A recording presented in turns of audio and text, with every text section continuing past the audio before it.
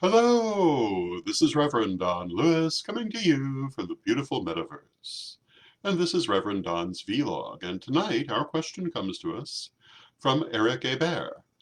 And Eric Hébert has this question. How do I feel about the idea of ritual with no ritual tools at all, or with improvised ritual tools? And I think it will probably not be a surprise to anyone who has followed my vlog for any length of time that actually I think this is a very important thing. I am a believer in ritual tools. You can see my altar behind me and some of the things that are on it. But I am not a believer in the idea that ritual tools are necessary, only that they're helpful. So the idea of doing ritual without ritual tools, I think, is a valuable experience for any practitioner, and is actually the way I most commonly would probably be doing ritual if you were to see me doing ritual out of a public context. And the reason is that ritual tools are not necessary. Everything you need is inside. Um, People often put a great deal of reliance on these external things, which only serves to hold them back. It doesn't actually help them.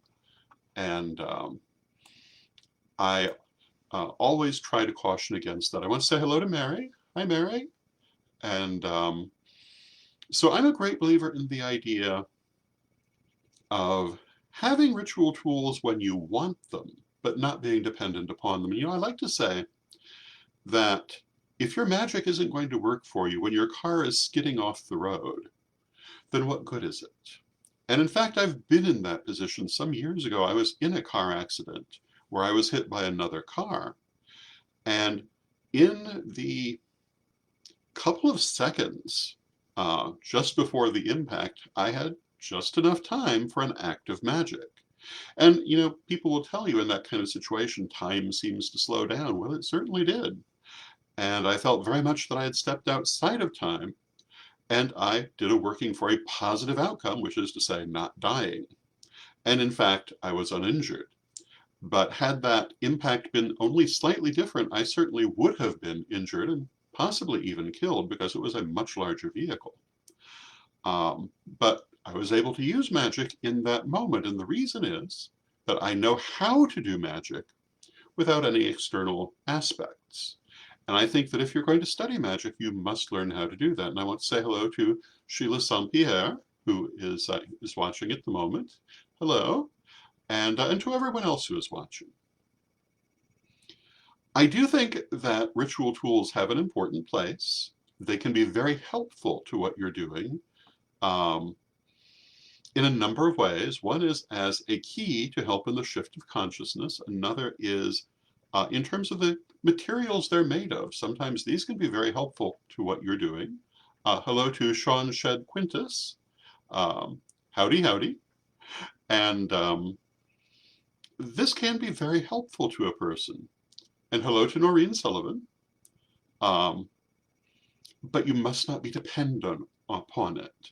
So if you were to be wandering around my office here, you would see a couple of different athames that I use. One is currently on the altar. It was a gift from my Uncle Edward when I was very, very young, at the very beginning of my metaphysical career.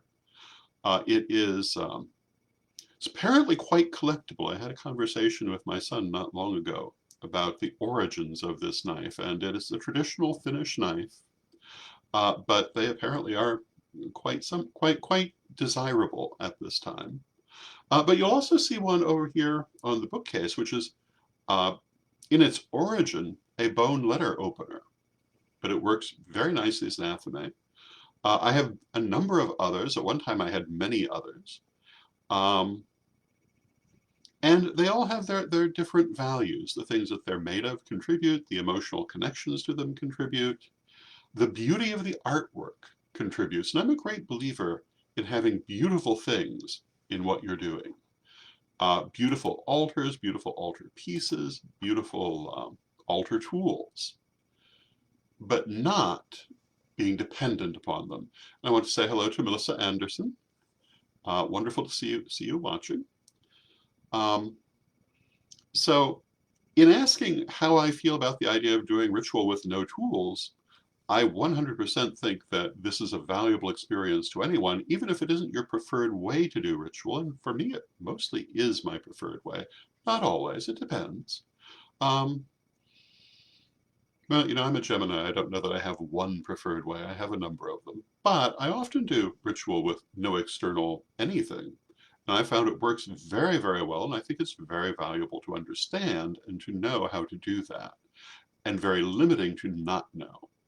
So I strongly support the idea. Now, the second part of the question, how do I feel about improvised ritual materials? And Eric and Arlene were in my chat room on Monday night. We were talking about these subjects. And one of the examples was picking up a stick to use as a wand.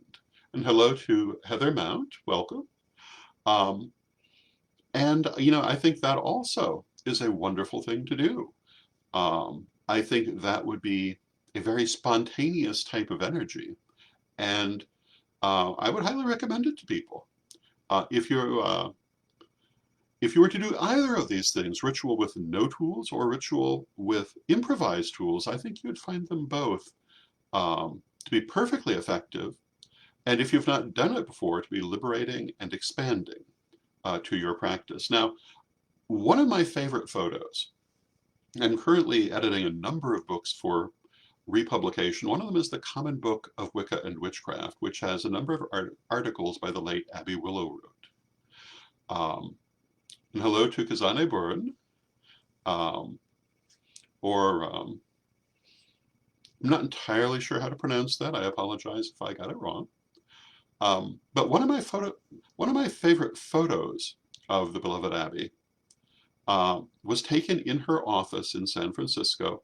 If you don't remember Abby Willowroot, she was a world-class artist. She has jewelry in the permanent collections of the Smithsonian Museum, which is quite a thing.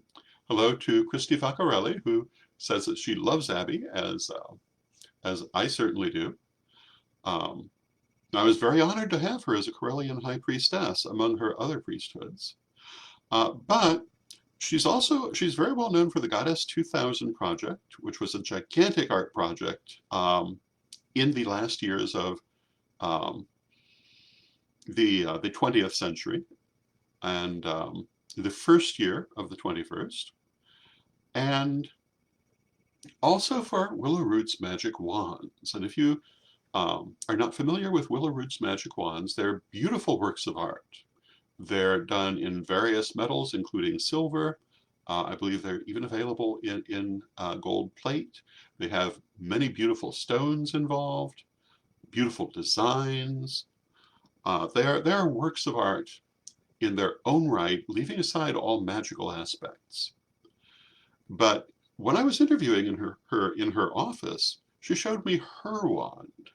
And I got a photo, and it was a stick. It was a stick about yay long, and that was her personal preference, very simple. And I always thought that was very interesting. And speaking of improvised magical materials, I think it's a really good example of how even a very advanced person can enjoy that spontaneity, that whimsy, if you would, that comes from this. And Christy tells us that they have one of Abby's wands. I do as well. They are magnificent. I highly recommend them to anyone. And some of them would be very formidable for self-defense because they're not all small.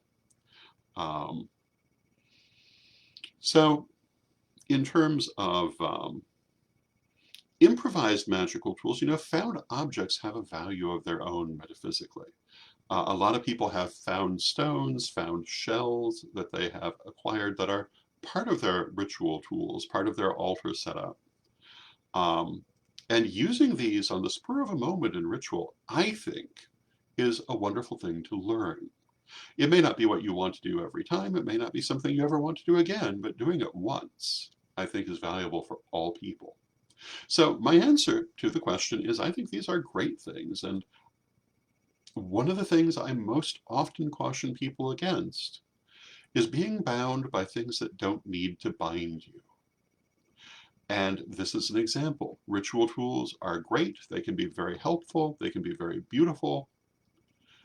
But you can work without them. And you must never forget that.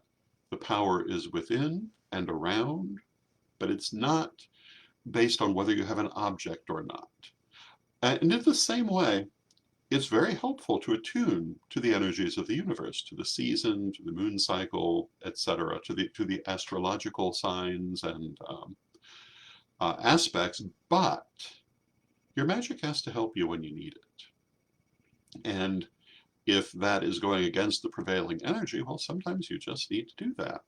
And you need to know how to do that. You cannot be bound by these considerations. I want to say hello to Peggy Deas. Thank you for being here. And these basically are the things that I would say on the subject of doing ritual without ritual tools or with improvised tools. I think it's great. And with all things magical, though those external things can sometimes be helpful, they are never necessary. And it's a good thing, because when you really need that magic, you may not have any of that. And those are my thoughts. I hope you find them helpful. And until next time, may you blessed be. And please remember to like, subscribe, or share if you enjoy the vlog on whatever platform you may be seeing it on. Thank you for watching, and have a lovely night.